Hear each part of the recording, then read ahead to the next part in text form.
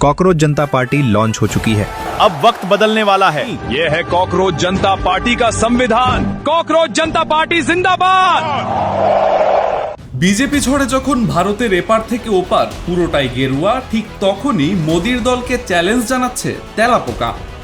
শুনতে আজব লাগলেও এই তেলাপোকারাই এর মধ্যে ছাড়িয়ে ফেলেছে বিজেপির অফিসিয়াল ইনস্টাগ্রাম পেজের চেয়েও বেশি ফলোয়ার। মঙ্গলবার সকাল পর্যন্ত দেখা গেছে বিজেপির অফিসিয়াল ইনস্টাগ্রাম পেজের ফলোয়ার 8.8 মিলিয়ন। সেখানে এই ককরোচ জনতা পার্টির ইনস্টাগ্রাম ফলোয়ার প্রায় 12 মিলিয়ন। সোশ্যাল মিডিয়াতে ট্রেন্ডিং এ থাকা ককরোচ জনতা পার্টি মূলত ভারতীয় জনতা পার্টি বিজেপির একটি ব্যঙ্গাত্মক রূপ। গত শুক্রবারে ভারতীয় সুপ্রিম কোর্টের প্রধান বিচারপতি সূর্যকান্ত এক উন্মুক্ত আদালতে মন্তব্য করেন কিছু পরজীবী রাষ্ট্র ব্যবস্থাকে আক্রমণ করছে। এ সময় তিনি কিছু তরুণকে আরশোলা বা তেলাপোকার সঙ্গে তুলনা করে বলেন, যাদের চাকরি নেই, পেশায় কোনো জায়গা নেই, তারা মিডিয়া, সামাজিক যোগাযোগ মাধ্যম কর্মী, আরটিআই অ্যাক্টিভিস্ট বা অন্য কর্মী হয়ে সবাইকে আক্রমণ করছে। এই মন্তব্যের পরই সামাজিক যোগাযোগ মাধ্যমে শুরু হয় ব্যাপক ক্ষোভ। বিশেষ করে বেকারত্ব, মূল্যস্ফীতি এবং ভারতের প্রধানমন্ত্রী নরেন্দ্র মোদীর হিন্দুত্ববাদী সরকারের 12 বছরের শাসনে বাড়তে থাকা ধর্মীয় বিভাজন নিয়ে এর আগে থেকেই হতাশ জেনজি প্রজন্ম আরও ক্ষুব্ধ হয়ে ওঠে এই মন্তব্যে। বিষয়টি ট্রেন্ডিংয়ে উঠে আসলে শনিবার এক্সে যুক্তরাষ্ট্রের বোস্টন ইউনিভার্সিটি থেকে জনসংযোগ বিষয়ে সদ্য স্নাতক করা 30 বছর বয়সী অভিজিৎ দীপক লেখেন, যদি সব তেলাপোকা এক হয়ে যায়।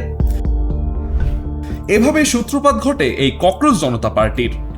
এরপর তিনি ককরোচ জনতা পার্টির অফিসিয়াল ওয়েবসাইট এবং বিভিন্ন সামাজিক যোগাযোগ মাধ্যমের অ্যাকাউন্টও খোলেন। মুহূর্তেই হুহু করে বাড়তে থাকে ককরোচ পার্টির জনপ্রিয়তা। নতুন এই দলে নাম লিখিয়েছেন পশ্চিমবঙ্গের বিরোধী দলের সাংসদ মহুয়া মৈত্র এবং বিহারের সাবেক সাংসদ কীর্তি আজাদের মতো মূলধারার রাজনৈতিক নেতারাও। উল্লেখ্য, দক্ষিণ এশিয়ার রাজনীতিতে জেনজিদের জাগরণ সবসময় রাজনৈতিক নেতাদের জন্য অস্বস্তিকর। গত কয়েক বছরের মধ্যেই এই নতুন প্রজন্মের হাতে পতন হয়েছে বাংলাদেশ, নেপাল এবং শ্রীলঙ্কার মতো দেশের সরকারের। ককরোচ জনতা পার্টির সদস্য হওয়ার 4টি যোগ্যতা রয়েছে।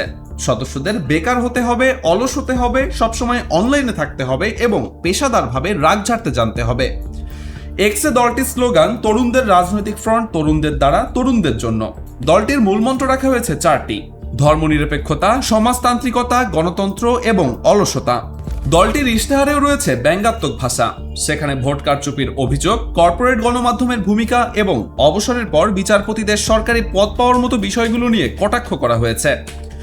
দীপক জানান, মাত্র 24 ঘন্টার মধ্যে তিনি বিভিন্ন এআই টুল যেমন ওপেন এআইয়ের চ্যাট জিপিটি এবং ক্লড ব্যবহার করে দলের ডিজাইন, ওয়েবসাইট এবং ইশতেহারও তৈরি করেছেন। তবে দীপকের কাছে বিষয়টি এখন আর নিছক রসিকতার নয়।